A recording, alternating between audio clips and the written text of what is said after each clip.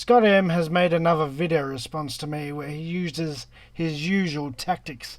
You see, when he knows that he is losing the debate, he tries directing the debate elsewhere.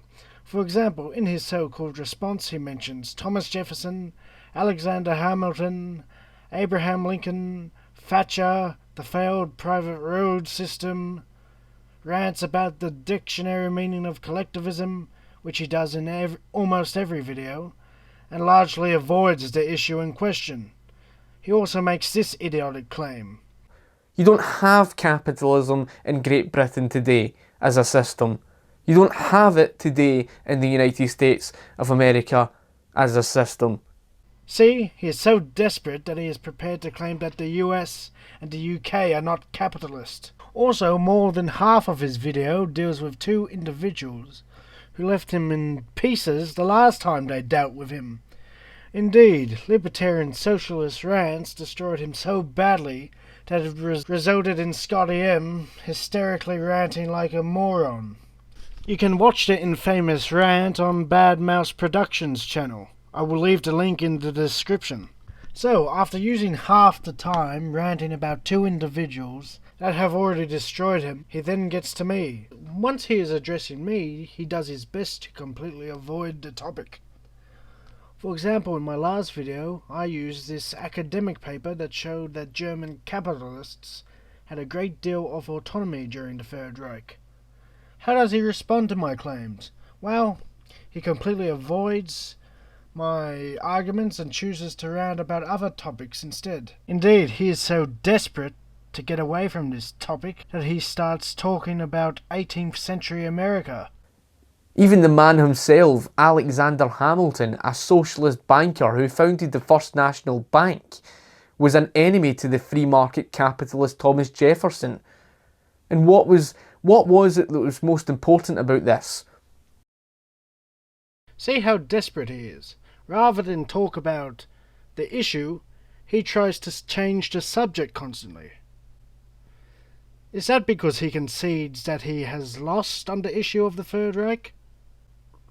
I think that might be the case. Furthermore, he makes idiotic statements like this. You can't Social Democrat 01 because you can't name one single example of a monopoly that ever existed under a capitalist system. This is why you have to laugh at you. What about PCCW in Hong Kong? Now, ScottyM usually uses Hong Kong as the only true example of capitalism, which is indeed hilarious. But watch him now try to claim that Hong Kong is corporatist and therefore socialist. His ideology is simply a faith-based religion. No practical example of it exists in the real world today. Individualism is the opposite of collectivism. You never have liked that fact. Well, ScottyM, if you knew what you were talking about, you would know that privatization that was implemented by the Nazis literally is the opposite of collectivism. It is moving property out of the collective sector into the hands of the individual. That is anti-collectivism. Privatization is the most anti-collectivist policy you can implement. See? The fact that you keep ranting about collectivism shows how ignorant you are. And, in his desperation, he also says this about Hong Kong. And Hong Kong isn't exactly a perfect example to use today. Why? Because there's a big difference between Hong Kong from what it was between 1961 to 1997 to that of what Hong Kong became when... Well, Hong Kong's longest-serving British governor introduced these policies between 1971 and 1982. Sir Murray Maclehose became Hong Kong's 25th governor and the first to come from the Foreign Office. He mapped ambitious plans for the territory. In 10 years, he wanted nearly 2 million people to have decent housing. Free education was extended from 6 to 9 years. Building recreational facilities became a priority. What was it like trying to push through the MTR project? The problem was that it did seem a very, very big project with a lot of money involved. And on the other hand, it seemed absolutely essential to have it. So it's the kind of dilemma that comes to one at the top of a government. There was strong backing from the Legislative Council, the Legislative Councillors and Executive Councillors on this. I guess you will be proclaiming Hong Kong a socialist or corporatist city next time you make a video. Hypocrite. You have also shown yourself to be the king of strawmanning. On the poor to subsidise the rich. He was the founder of cronyism in the United States. He was a socialist. He was the founder of the First National Bank. That's why you've got to laugh at you. Thomas Jefferson was his main enemy, his arch rival.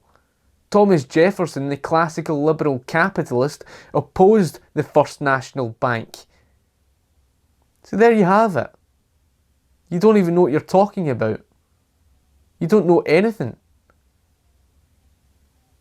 And that's exactly what I'm talking about. Scotty, I did not mention Thomas Jefferson and Alexander Hamilton in my last video. Indeed, your last video was in defense of that fool Soldrift 7, who was exposed as a liar on the issue of Nazi Germany. What did you do to defend his claims? Talk about Alexander Hamilton. That tells me that you even agree that Soldrift 7's arguments were too stupid to defend, and I was largely correct. The academic sources I provided blew you and Soldrift 7 out of the water on this issue, so you had to try to change the topic. Also, your video shows that your ideology is nothing but a silly, faith-based religion. That is proven by the fact that you don't even think Tory Britain is capitalist. Stick to the issue next time. Your desperate diversions make